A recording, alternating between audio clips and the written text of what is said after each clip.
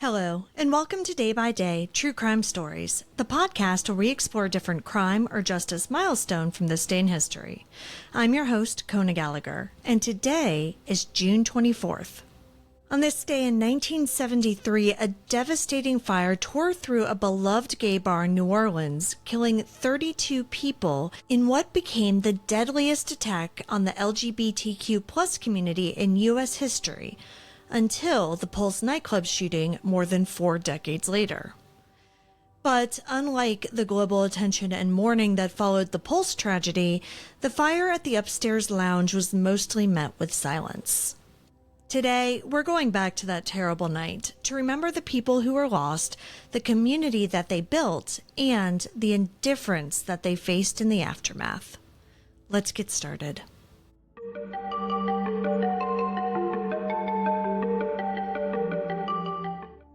In 1973, New Orleans was famous for its music, its nightlife, and its anything-goes vibe. But if you were gay, especially in the Deep South, life still came with enormous risks. Being out could cost you your job, your family, even your freedom.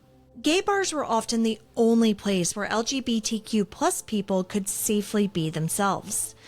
They were more than just bars, they were lifelines. And for many, the UpStairs lounge was one of the most welcoming spots in town. Tucked above a street bar on Chartres Street, the UpStairs lounge was cozy and unpretentious. Think wood paneling, worn couches, a jukebox, and a piano tucked into the corner. There was no signage outside, just word of mouth and a narrow staircase that led to community. One of the key groups that gathered there was the local chapter of the Metropolitan Community Church, or MCC. It was a progressive Christian church that was founded to serve LGBTQ+ folks who were excluded from traditional congregations. Every Sunday, they held services at the bar, followed by the UpStairs lounge's beer bust, which was basically an all-you-can-drink special for a few bucks. That mix of faith, fellowship, and freedom made the bar a sanctuary. The regulars were drag queens and school teachers, bartenders and business owners, people both young and old who found joy in being seen and being safe, if only for a few hours a week.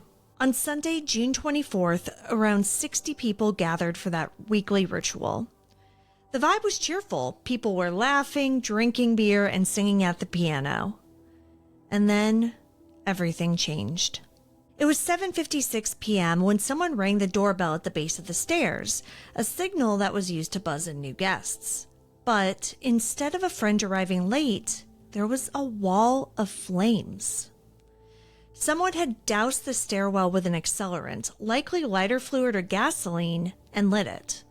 Within seconds, the narrow wooden staircase turned into a chimney of fire.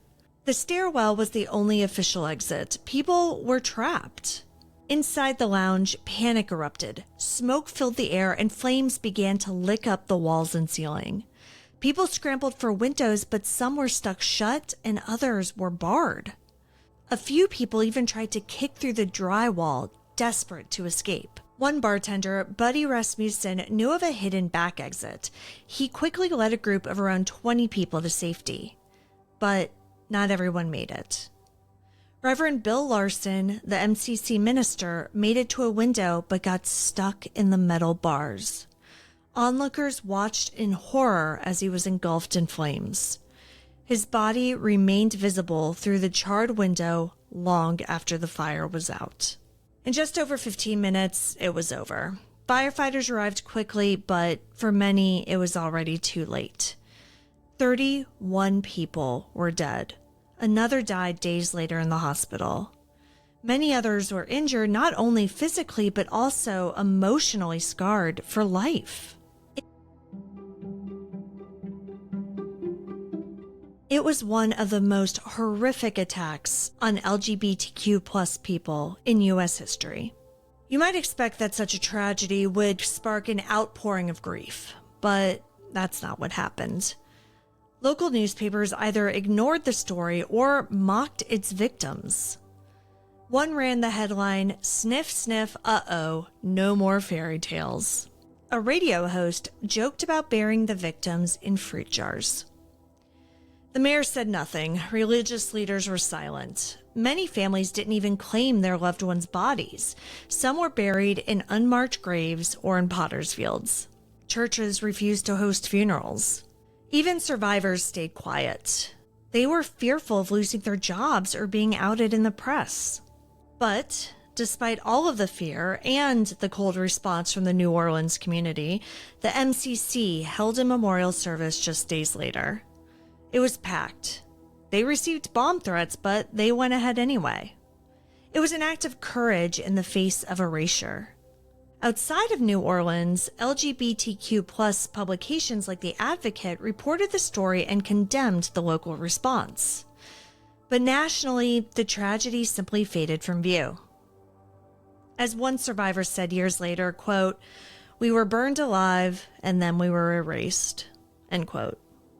The fire was no accident. It was arson, and it started right outside of the bar's only exit. But to this day, no one has ever been charged. The prime suspect was Roger Dale Nunez, a local man with a history of mental illness. He had been at the bar that night and got into a fight. He was kicked out shortly before the fire. Witnesses say that he was seen circling the building. Later, while hospitalized for a mental breakdown, Nunez allegedly confessed to a friend, saying, quote, "I did it, but I didn't mean to kill anyone," end quote. But police never arrested him. He escaped from a mental hospital and died by suicide a year later. With his death, the case went cold. The New Orleans Fire Department closed the investigation without naming a suspect. Many believe that the lack of effort to solve the case was no accident. It was just one more way that the victims were ignored and dismissed. For a long time, the story of the UpStairs Lounge lived mostly in whispers. It wasn't taught in schools. It wasn't commemorated by the city. It was just a chapter of history that few wanted to remember. But over time, that began to change. In 2011, author Johnny Towson published Let the Faggots Burn, a searing look at the fire and the society that let it happen. In 2013, playwright Max Vernon debuted The View UpStairs, a musical that imagined the lives of the victims. A memorial plaque was finally installed outside of the building. It lists the names of the 32 people who died. Reverend Bill Larson, George Stephen Mitchell, Louis Broussard, and Luther Boggs, who died days later from his injuries, were all included.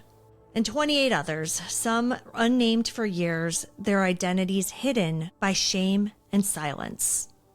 Their stories are finally being told.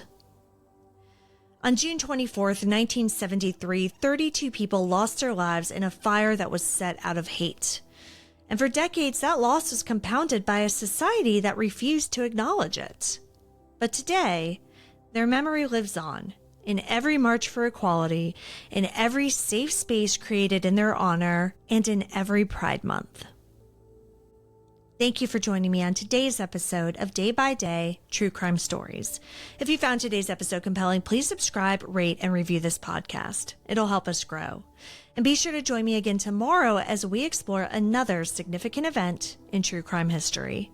Until then, stay safe and remember that behind every headline is a life worth remembering. Day by Day, True Crime Stories is a Little Monster production. Hey, you can do it!